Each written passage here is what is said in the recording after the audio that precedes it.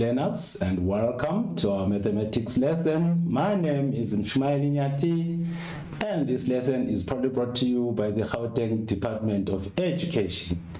Today we are going to look at the new topic, which is functions and relationships, where we are going to be looking at flow diagrams, tables, and formulae. Right, I hope you've got your books, pens, and calculators ready. We expect that by the end of this lesson, you should be able to determine input values, output values, or rules for patterns and relationships using flow diagrams, tables, as well as formulae. In our previous grades, as well as previous lessons, what did we do? We learned how to use flow diagrams and tables to describe relationships between numbers. So before we begin our lesson, I would like us to do the following baseline activity, which will help us remember some of the things that we learned and also prepare us for the lesson ahead. So I'm going to give you 3 minutes to do that, where you have been asked to find the output values in the flow diagram below. So 3 minutes, let's do our baseline assessment. Thank you.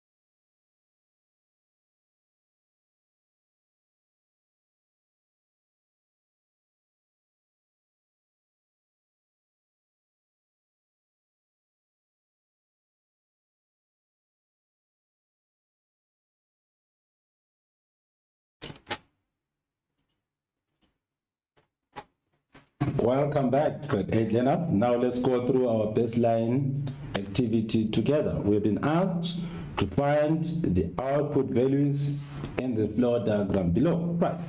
We are given our input values as well as the rule. Right. So we are given our input value. The first input value is 2. Then if you apply the rule, which is plus 8, what will be our answer? our answer will be 10, which is the first output value there. Right, so you need to write it there at the end. Then we followed by 4. If you add 8, what will be your output value? It will be 12. You need to write your 12 there, which is output value. Then lastly, we do have 6. 6 plus 8 gives us what? Gives us 14, which is our output value. And you write it there. So this is what you are supposed to do. Just in case you made a mistake, I'm going to give you a minute to quickly write your corrections before we proceed with our lesson. Thank you.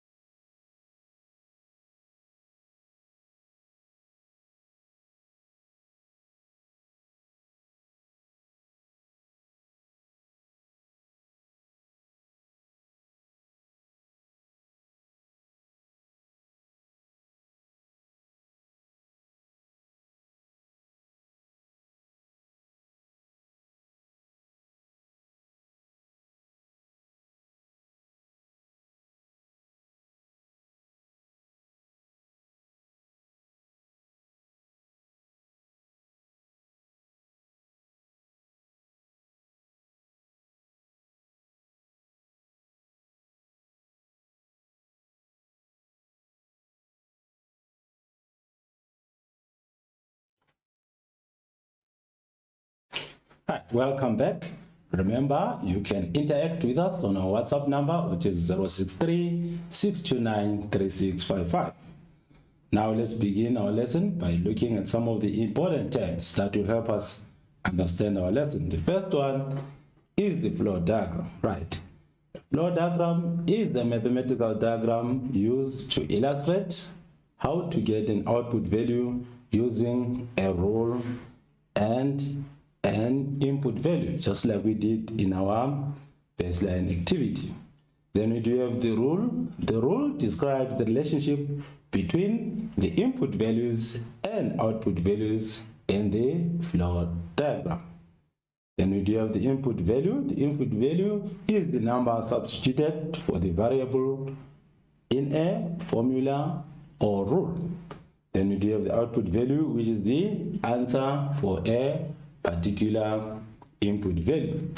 Now I would like us to have a look at another flow diagram, right?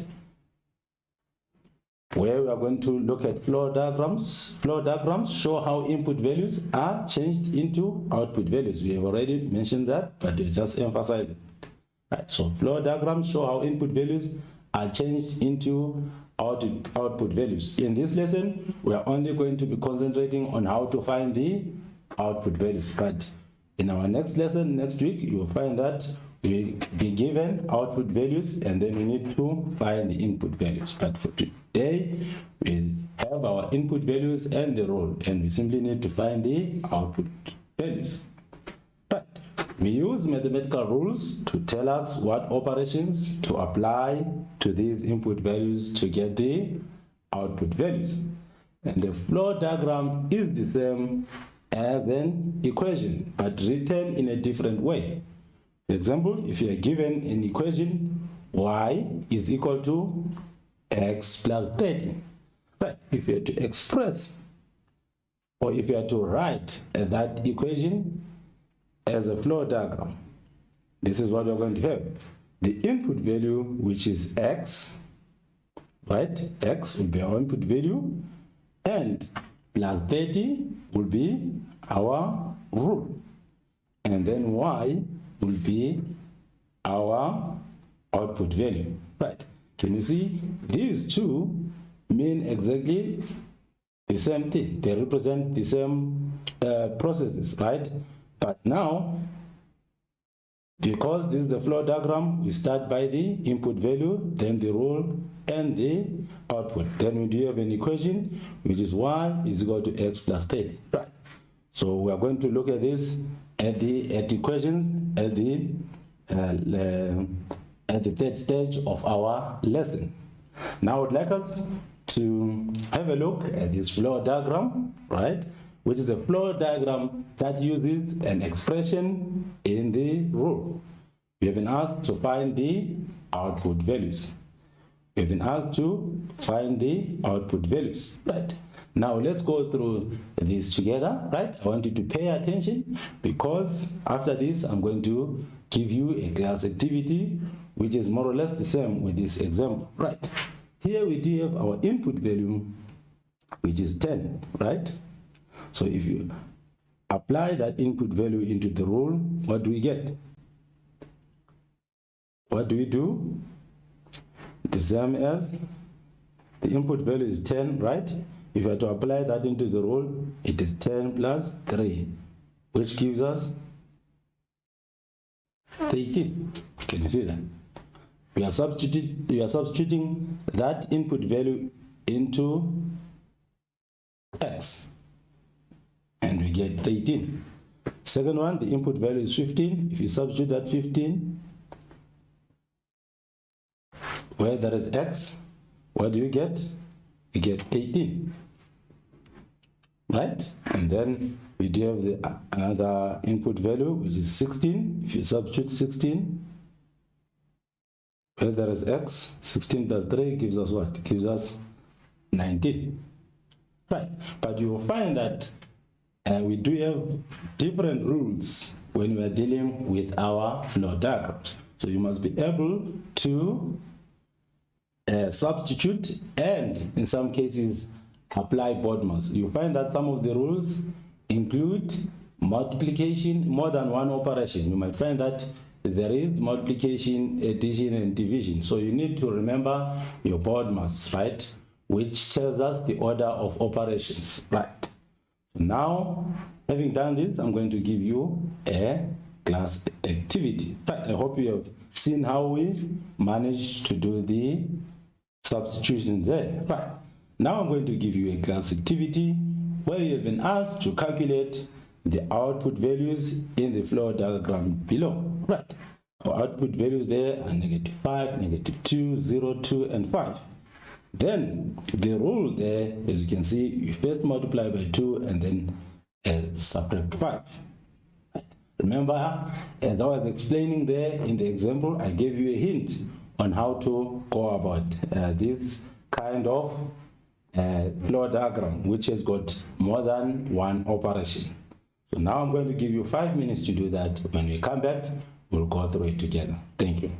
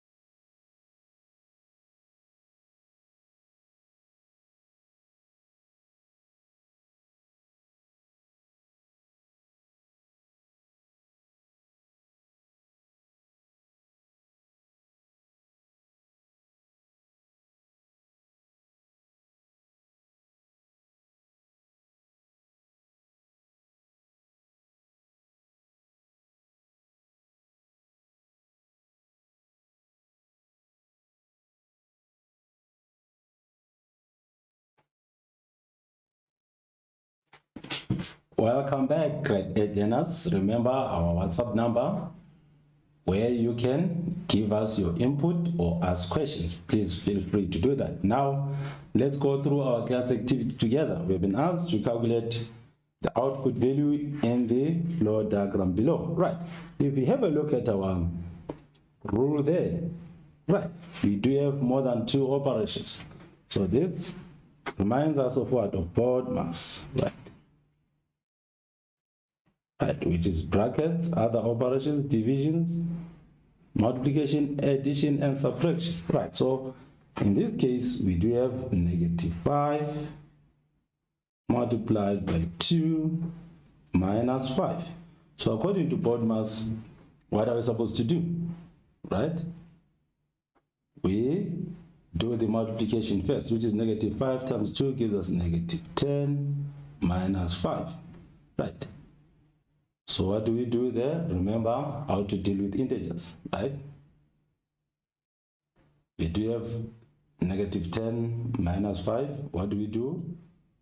We add the negatives and keep the negative sign. So it's going to be -15. That will be our first answer, first output, rather, right? In the second output, we do have -2 multiplied by 2 minus 5, which will give us -4 minus 5. Right, at -5 minus 5, using our knowledge of adding integers, right? So we're going to have what? -9. That will be our answer there. Then we come to the third one, which is 0 multiplied by 2 minus 5. Any number multiplied by 0 is 0. So 0 minus 5 is going to be -5. So our answer there is -5. Right, I hope you can see there. And let me just clear that. Okay, just know that it's -5 there, right? And then the fourth one, we do have 2 multiplied by 2 minus 5. You're going to get what? 4 minus 5. What do we do there? Using our knowledge of subtracting integers, right? We subtract the numbers and then our answer will have the sign of the bigger number. So it's going to be 5 minus 4. It's 1, but the bigger number is -5, so we're going to be -1. Right, and then lastly, I'm going to write this side in terms of space, because we no longer have space. At the 5 multiplied by 2 minus 5, and that is going to give us 10 minus 5, and our answer is going to be 5. Right, this is what we're supposed to get there. Right. Just in case if you need to write corrections, I'm going to give you 2 minutes to do that. Right? 2 minutes to do that. I just need to write my -5 properly there. -5. Right. So I'm going to give you 2 minutes to quickly write your corrections. When you come back, we'll continue with our lesson. Thank you.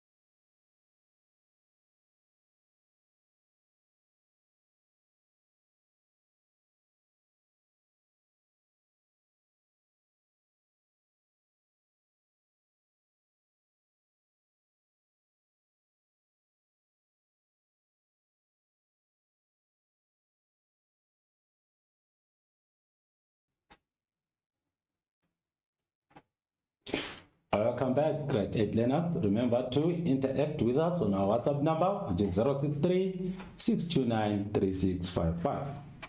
Now let's move on to the second part of our lesson, where we are going to be using tables to determine output values. But we can use tables to represent the relationship between numbers in a pattern. Sometimes arranging the values in a table can make it easier to calculate using the rule. In the same way that we can use a flow diagram to determine the output value of a given rule, so we can use tables. Right. Now I'm going to do this example, and I want you to pay attention, right? I'll give you time to copy that example, and then after that I'm going to give you a class activity. We have been asked to examine the table below and answer the questions that follow. Right.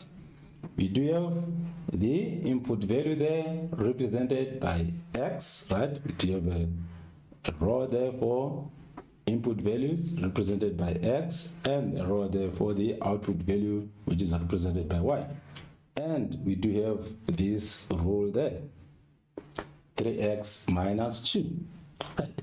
And the first question wants us to state the rule demonstrated in the table in words. Right. Remember, for the past 2 weeks we were looking at patterns and we learned how to describe rules. So we can apply that knowledge to answer this. Right. We have been asked to state the rule demonstrated in the table below.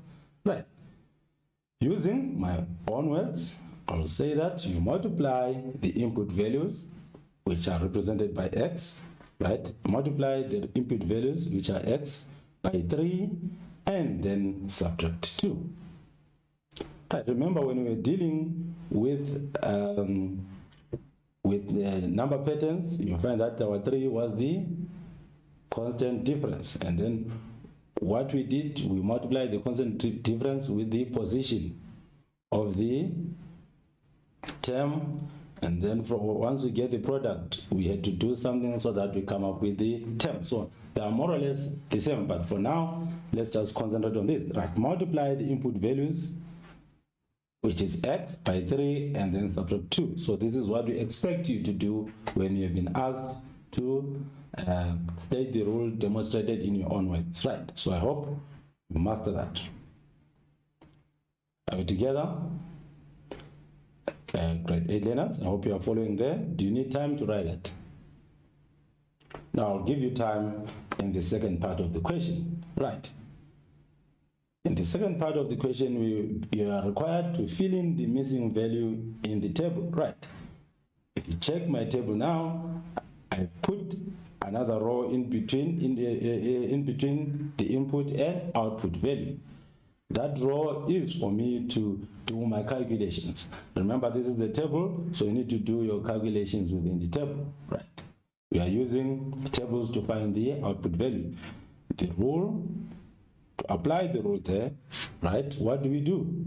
We simply substitute the input value to the rule and then get our answer. So we do have 3x minus 2, and the first input value is negative 2. If you substitute negative 2 where there is x, we're going to get 3 multiplied by negative 2, which is negative 6. Negative 6 minus 8 minus 2 gives us negative 8. Then applying the rule once again in the second column there, where do you have an input value of negative 1. If you multiply 3 with negative 1, then subtract 2, what do you get? Negative, you're going to get negative 3 minus 2, which gives us negative 5. Then if you substitute the input value there with x, it's going to be 3 multiplied by, if you multiply the input value there with 0, if you multiply any number by 0, it still remains 0, so our answer there is going to be negative 2. And if you substitute our input value there with 1, it's going to be 3 multiplied by 1, that gives us a 3 minus 2, we're going to get 1.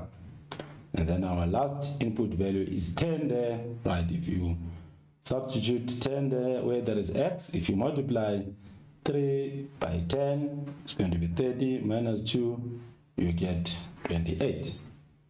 So this is what I will expect you to do when it's time to do your class activity. And I want you to, when it's time to do your class activity, please add another row in between the input and output values. Right. But now I'm going to give you a minute to quickly copy the table, because it will be to copy that information, because it will be useful when it's time to do your class activity. Maybe 2 minutes to say. Thank you. 2 minutes.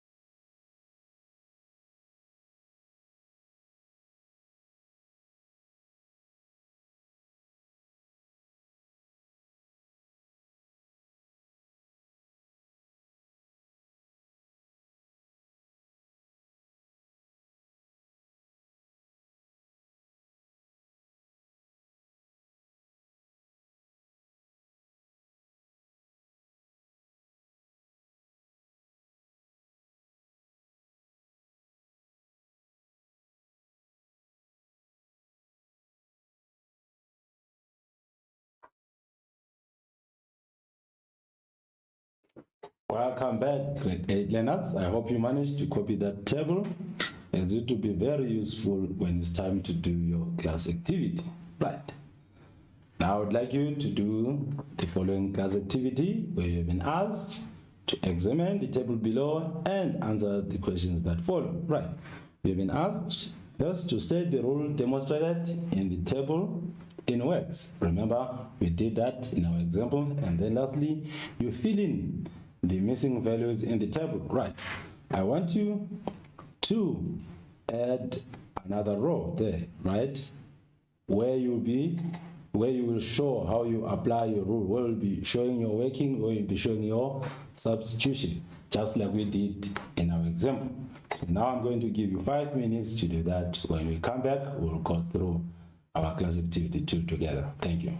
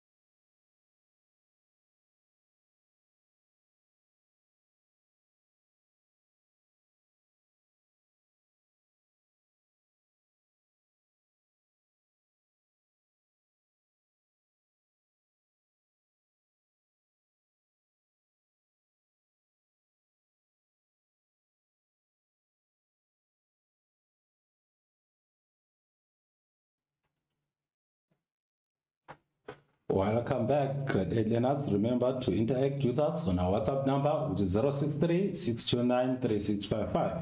Now let's go through our class activity together. We've been asked to examine the table below and answer the questions that follow. We do have our input values there, represented by x, and our output values there, where we are given a rule to x plus 10. The first question, we have been asked to state the rule demonstrated in the table below. Right. If you followed properly, we simply need to do what we did in our example there. We say you multiply the input values, which are represented by x. You multiply that by 2 and then add 10. This is the statement we expected from you. Right. Just in case you need to write corrections, I'm going to give you a minute to do that before we move on to the second question. Just a minute for those who need to write corrections. Thank you.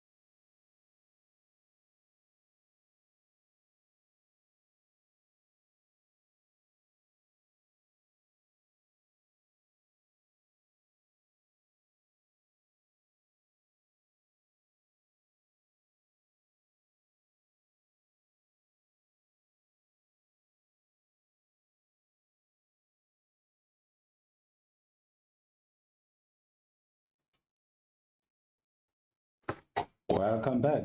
Now let's move on to part B of our question, where we've been asked to fill in the missing values in the table. Right.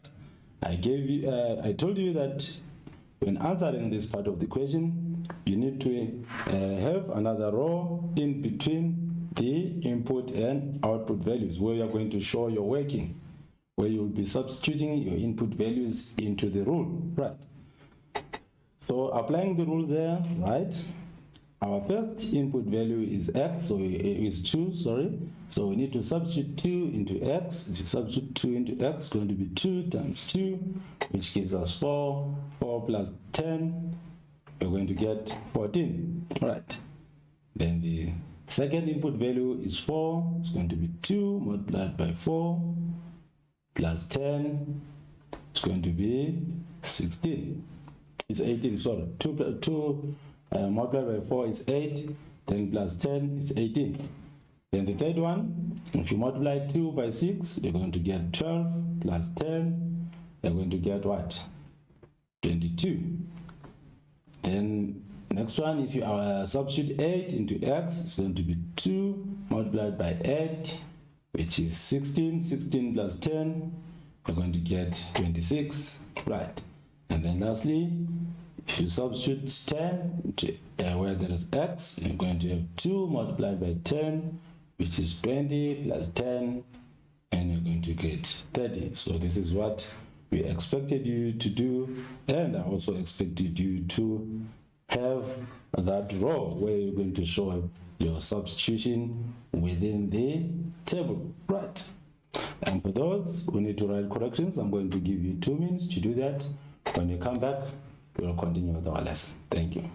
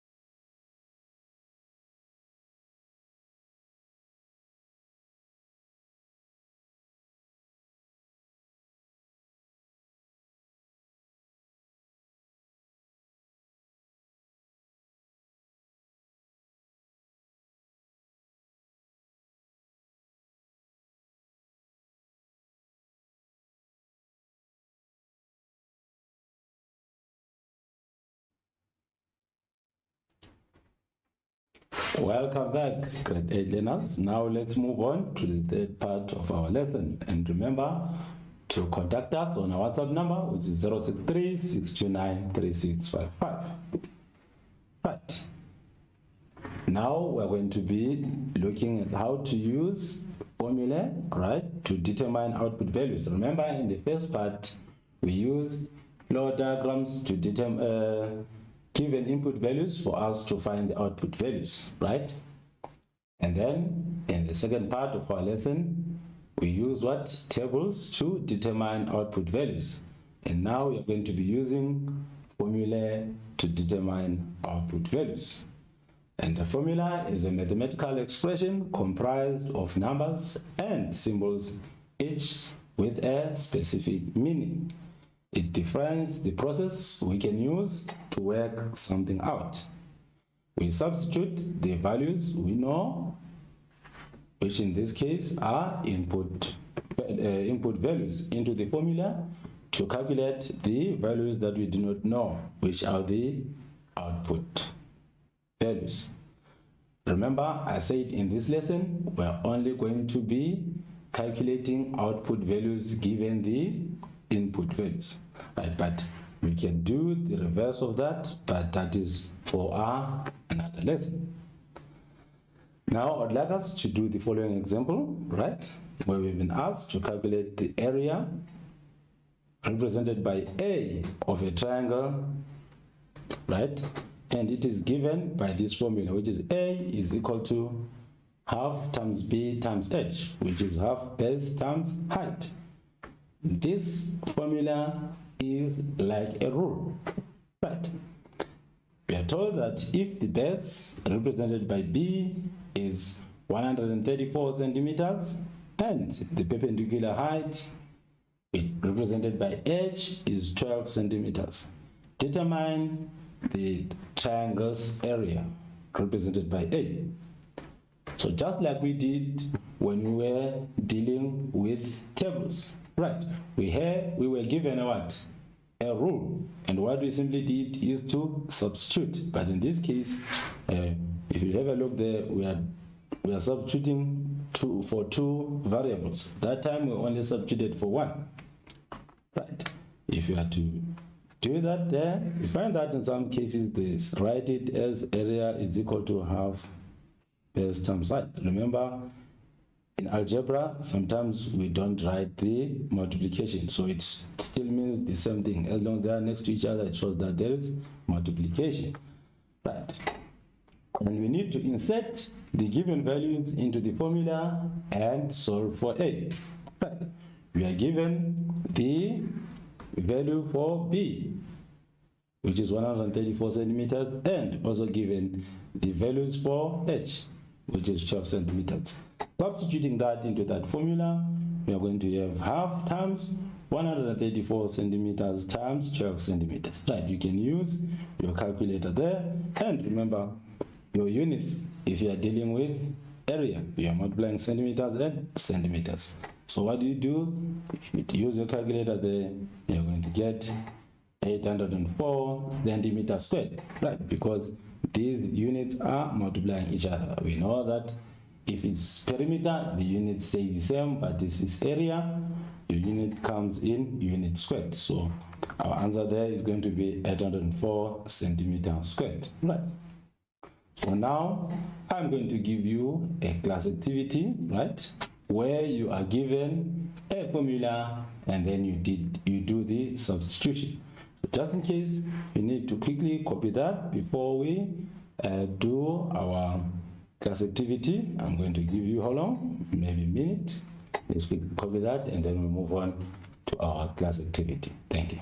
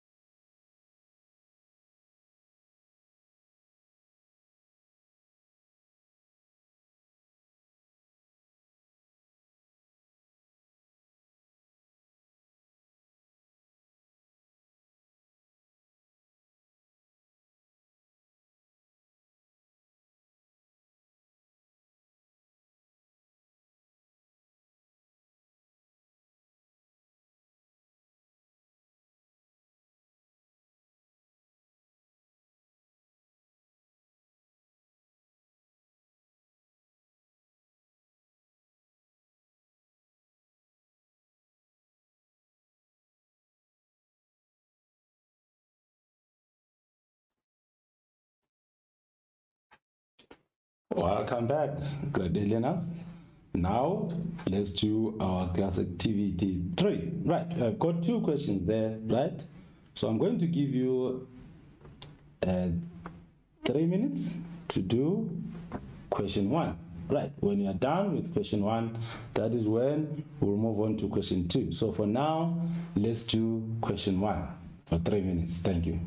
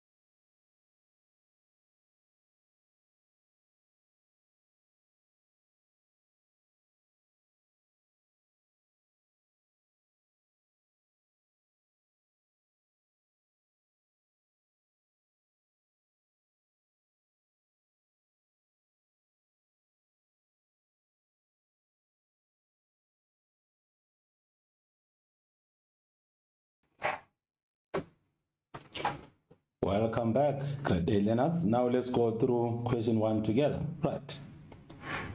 It reads, if the distance covered D is represented by the formula D is equal to S times T, where S represents speed and T represents time. Determine the distance covered in 3.5 hours at a constant speed of 120 kilometers per hour. Right. So our time is 3.5 hours and our speed is 120. So we do have our formula, which is like a rule. So for us to find the distance, we simply need to substitute what we are given for time as well as what we are given for speed. Right. So speed is equal to 120 kilometers per hour and time. Right. Sometimes it is easier if you do that in decimals, but others 3.5 hours, if you are to express that as an improper fraction, it's going to be 7/2, right? Then if you have to do your multiplication there, 120, your calculations, 120 kilometers per hour times 3.5 hours, you're going to get 420 kilometers. It's the same. If you use that, it's going to be 120 kilometers per hour times 7/2. out, right?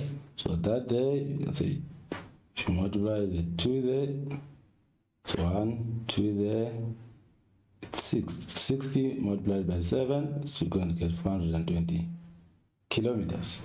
So either way, whether you used your time, you did your calculations using your time as decimals or as a fraction, you still get the same answer. Right, for those who need to write corrections, I'm going to give you a minute before we move on to the second question. Thank you.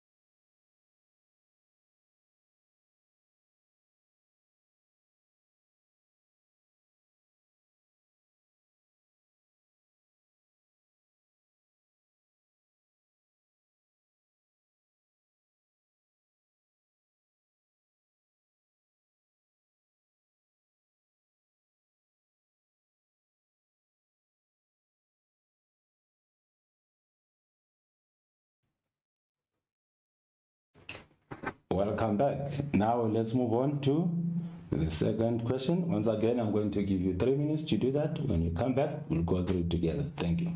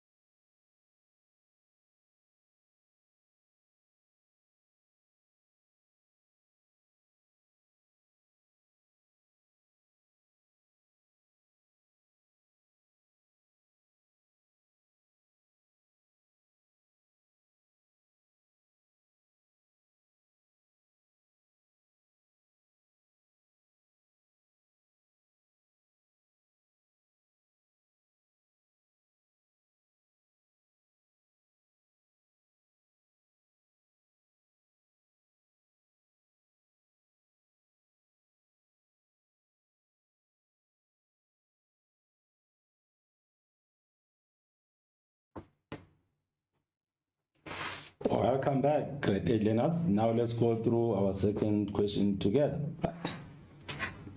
It reads, if the area of a circle is given by A is equal to pi r squared, determine the area of a circle with radius r of 4 centimeters if pi is 3,14, right? Once again, this is like a rule, which is A is equal to pi r squared, right? Remember, in algebra, if the variables are next to each other there, it means we need to do multiplication, right? So if you substitute what we are given into the formula, our r, which is the radius, is 4 centimeters, and our pi, we've been asked to use 3,14. If you substitute that into the formula, this is what you're going to have, right? And 4 centimeters squared, what do we have? 4 centimeters squared is same as 4 centimeters times 4 centimeters, which will give us 16 centimeters squared, right? Otherwise, if you're using your calculator, you can simply punch this into your calculator and you're going to get this answer, which is 50,24 centimeters squared, right? This is what you are supposed to get. So it doesn't matter, you might find that others from there, to do this 3,14 multiplied by 16 centimeters squared, even if you skip that step, is still fine, right? So for those who need to write corrections, I'll give you a minute and then we move on to our homework. Thank you.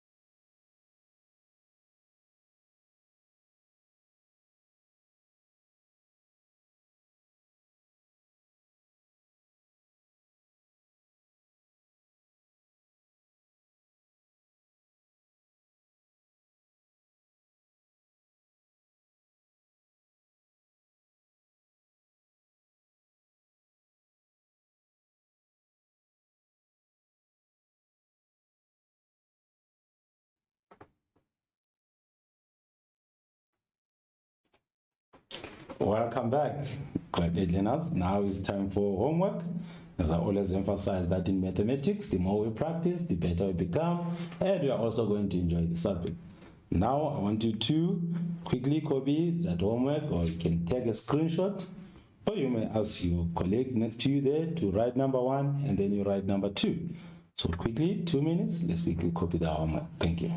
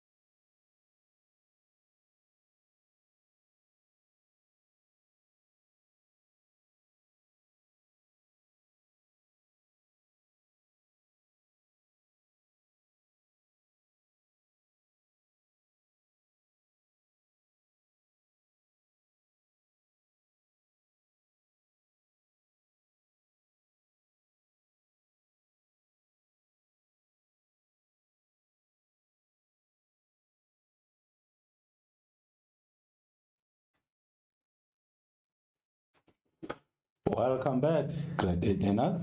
Now, let's summarize our lesson. What is it that we learned about today? We learned about the flow diagrams, which show us how input values are changed into output values. And we learned that we can use tables to represent the relationship between numbers in a pattern. And we also learned that arranging the values in a table can sometimes make it easier to see the rule. And then lastly, we used a formula to find the output value. And the formula is a mathematical expression comprised of numbers and symbols, each with a specific meaning. And it defines the process we can use to work something out. Until we meet again next week, where we will continue to revise and determine input, output values or rules for patterns and relationships using equations. Until then, please stay safe and study hard, and I'd like to thank the Gauteng Department of Education for offering us this opportunity. Goodbye and thank you.